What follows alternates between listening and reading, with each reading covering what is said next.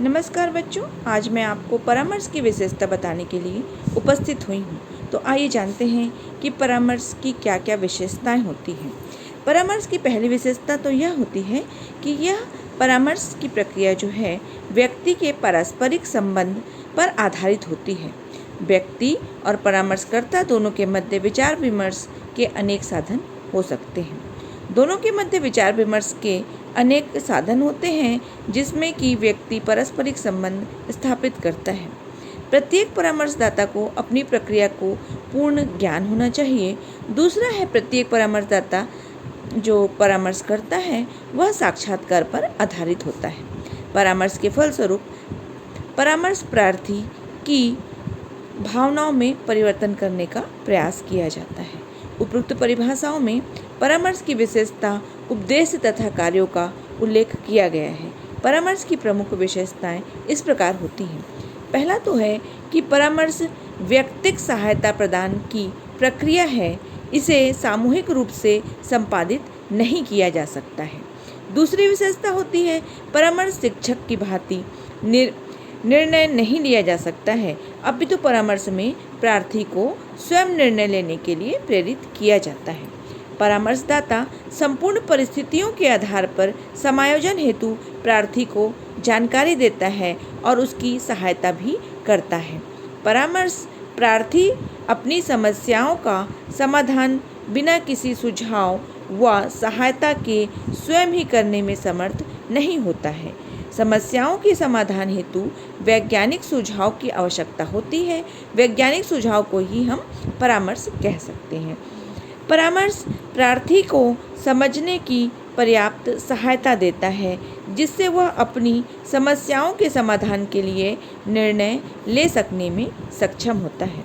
परामर्श द्वारा प्रार्थी को अपनी सेवाओं को प्राप्त करने की दिशा में प्रोत्साहित कर सके, जिसके फलस्वरूप उसे सफलता व संतोष प्राप्त हो सके। परामर्श में एक व्यक्ति दूसरे व्यक्ति को उनकी समस्याओं के समाधान हेतु सहायता इस प्रकार करता है जिसे स्वयं निर्णय लेकर वह सीखता है। परामर्श की प्रक्रिया निर्देशीय अधिक होती है। इसमें प्रार्थी की संबंध में संपूर्ण तथ्यों का संकलन करके संबंधित अनुभवों पर बल दिया जाता है। परामर्श में प्रार्थी की समस्याओं का समाधान नहीं किया जाता है, अपितु इस प्रक्रिया में उसे स्वयं को इस योग्य बना दिया जाता है कि वह अपनी समस्याओं का समाधान स्वयं कर सके। इसके अलावा हम देखते हैं कि परामर्श की प्रक्रिया प्रार्थी केंद्रित होती है। इसमें पारस्परिक विचार विमर्श, वार्तालाप तथा सौहार्दपूर्ण तर्क वितर्क के आधार पर प्रार्थी को इस योग्य बना दिया जाता है कि वह अपनी समस्याओं के लिए स्वयं निर्णय ले सकता है। परामर्श की प्रक्रिया में प्रार्थी का उत्तरदायित्व स्वयं को समझना तथा उस मार्ग को सुनिश्चित करना होता है और जिससे वह सफलता की ओर अग्रसर होता है। परामर्श के समाधान में आत्मविकास का विकास किया जाने का प्रयास किया जाता है।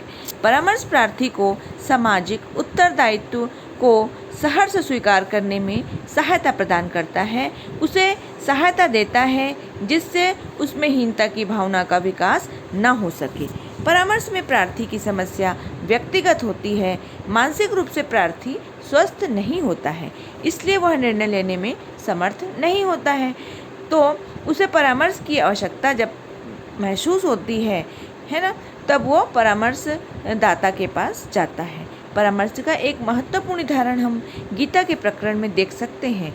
जब अर्जुन कुरुक्षेत्र में युद्ध करने गया था, परंतु अपने सगे संबंधियों को देखकर मोह के कारण वह कृष्ण से युद्ध के लिए मना कर देता है।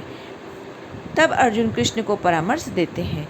विचार विमर्श, वार्तालाप तथा सौहार्दपूर्ण तर्क वितर्क से अर्जुन के मोह को दूर करने का प्रयास करते हैं और क्षत्रिय वर्ग की जानकारी देते हैं कि एक क्षत्रिय का धर्म युद्ध करना है तथा युद्ध में भागना कायरता होती है। इतिहास तुम्हें कायर कहेगा, क्या यह तुम स्वीकार करोगे? अर्जुन कहता है, यह स्वीकार नहीं है। तब निर्णय कीजिए, युद्ध करना है अथवा नहीं। यह परामर्श की प्रक्रिया का एक विशिष्ट उदाहरण है। उपरोक्त समस्त विवरण के आधार पर संक्षेप में हम कह सकते हैं कि परामर्श एक ऐसी प्रक्रिया है जिससे साक्षात्कार के माध्यम से दो व्यक्तियों के मध्य विचार विमर्श होता है।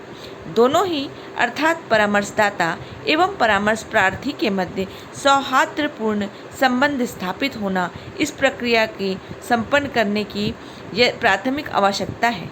इस प्रक्रिया संबंध पर आधारित विचार विमर्श का उद्देश्य परामर्श प्रार्थी को इस योग्य बना देना है कि वह अपनी समस्याओं का समाधान स्वयं कर सके। इस प्रकार मानवीय संबंध एवं सहायता भी प्रत्यक्ष रूप से आमने सामने प्रदान करना परामर्श का प्रमुख तथ्य है। धन्यवाद।